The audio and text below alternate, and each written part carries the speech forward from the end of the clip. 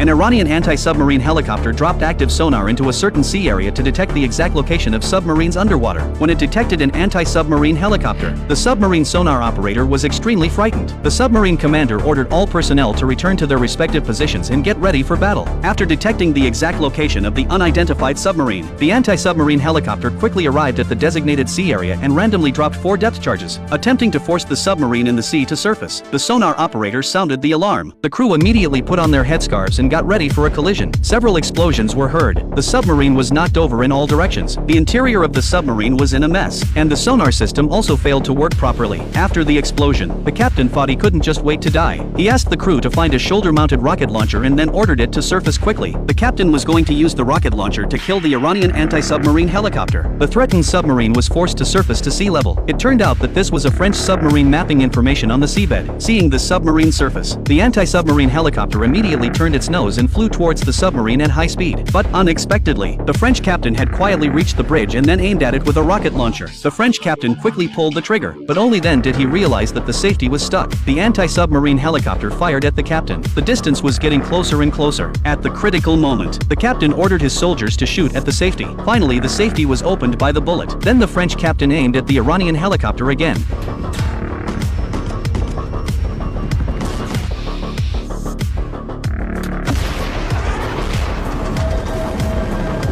After successfully shooting down the Iranian helicopter, the submarine dived underwater and quickly evacuated the incident area back to the French base. However, when the captain returned to the French base, he found that he had got into big trouble because he rashly shot down the Iranian helicopter. This incident directly triggered unrest in the Middle East and Europe. The French admiral told the presiding judge to stand up for Iran. Russia has threatened to use nuclear weapons against France and Europe. To demonstrate the unity of the European Union, France was not to be outdone. They dispatched their newly developed strategic nuclear submarine, the Intrevent, to a certain area of the Atlantic Ocean to stand by secretly. At the same time, another French submarine, the Titan, served as the escort submarine. The 2 most advanced French submarines secretly left the base. Their route was classified as top secret. They were shouldering the significant historical mission of opposing Russia and safeguarding the European Union. However, shortly after their departure, the alarm bells rang loudly at the French naval base. Russia launched an R-30 nuclear missile at France in the Bering Strait, with the missile's target directly aimed at Paris. Everyone had less than half an hour left.